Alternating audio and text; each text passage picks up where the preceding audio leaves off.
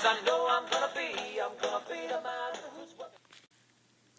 This is a two-part video. One will deal with the distance formula itself, and the second one will deal with the midpoint formula. So let's get started looking at the distance formula, and we'll do it by discovering it. If I had a horizontal or vertical line on a coordinate plane, it would be really easy just to count the squares to find out how long it was. However, when you have a line that is on an angle, such as this one, you can't really just count the squares and get an accurate number for how far that is. And so we're going to discover the distance formula, and we do it by using the Pythagorean theorem, which we've used before. And what we do is we take our orange line and we break it up into a horizontal distance and a vertical distance. And suddenly you can see that a right triangle appears.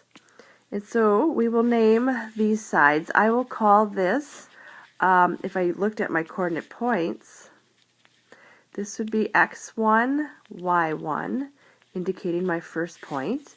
This point here would have the same y-coordinate, but it has a different x-coordinate. The same y-coordinate because it has not moved higher or lower on the y-axis. This third point up here would have the same x-coordinate as the one below it, but a different y-coordinate because now we've moved up. And so if I was looking at the distance here, you go back to your Pythagorean theorem. This would be my A leg, this would be my B leg, and we could call this our C leg. The Pythagorean theorem says that A squared plus B squared equals C squared. Well, what is the distance of this A leg? How do you get how far that is? All you would do simply is subtract x2 minus x1, those coordinate pairs. So x2 minus x1 squared is the distance of A. B's distance is the difference between my y coordinates. So it would be y2 minus y1, and that would be squared as well. And that would be C squared. Now you're actually done almost discovering your distance formula. The issue here now is I want to know what C is, not C squared.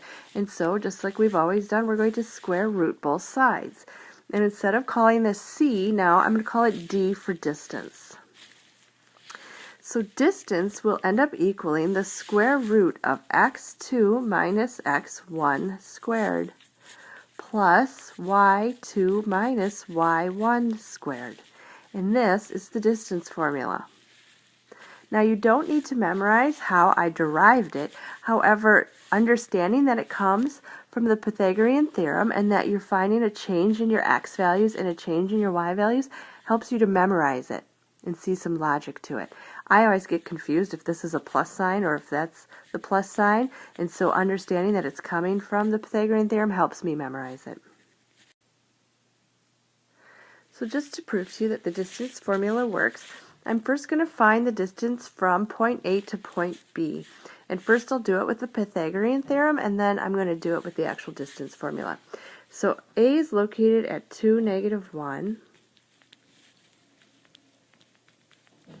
And B is located at negative 4 and 3.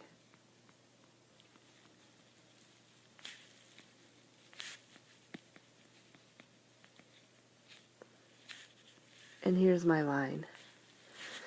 Now, if you wanted to make a right triangle out of this to use the Pythagorean theorem, there is your right triangle. You could do it on the other side too. We already know that this coordinate pair here has to be, or you could count it out, negative 4 and negative 1, and notice that relationship with the coordinate pairs of our A and B points. So now I would use, or just count, using the Pythagorean theorem. I can see that this distance here, if I counted it, would be 6. So A squared would be 6 squared, And this distance b would be 1, 2, 3, 4. You could just count it, or you could use the coordinate pairs. And then just do the math. 36 plus 16 equals c squared. So c squared is 52, and the square root of 52 is 7.2, which you could not get from counting on the coordinate plane. So that is finding the distance from AB if you had the grid and the graph in front of you. But we need to be more efficient, and so we're going to use the distance formula and practice using it. So you have the same coordinate pairs here, but you're going to see how nice this distance formula works for you.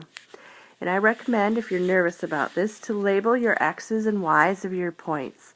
So because this is my first point A, I'm just going to put little ones there, and it just means those correspond to my first point. And these will be my coordinate pairs of my second point. And then the distance formula says, hey, take the x coordinate of the second point. Well, that's -4. And then it says to subtract the x coordinate of the first point. Well, the x coordinate of my first point is 2, and then I'm going to square it. Then my formula says take the y coordinate of my second point minus the y coordinate, I need a minus sign there, of my first point, which is a -1, and watch your minus negatives. And we'll clean that up right away and just start to simplify. -4 minus 2 is a -6 squared. 3 plus 1 is 4 squared. Underneath my square root, I have 36 plus 16, which is the square root of 52 again, which we already know is 7.2. So that's how you use your distance formula. I'll do one more with you, and then you can try one on your own. So again, since we're new at this, I like to label my first point and my second point.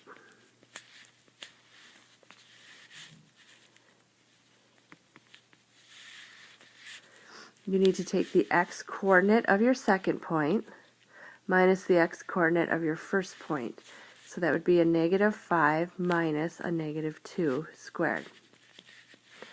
Then I need to take my y coordinate of my second point minus the y coordinate of my first point and square that. Now we need to see that this becomes plus, so this will be a -3 squared plus 3 squared, which would just be a 9 plus 9. So it's the square root of 18 is my distance. And you can leave these or put them in simplest radical form, or you can do them as a decimal. So just to remember simplest radical form, you would write this as the 9 times 2, which would be 3 times the square root of 2. Or if you did it on your calculator, it would be 18. The square root of that is 4.24. So either way, again, it's always good to keep this in mind and practice it. All right, now it is your turn. So we're going to have you try doing this distance formula. Pause the video and come back when you're done for the answer.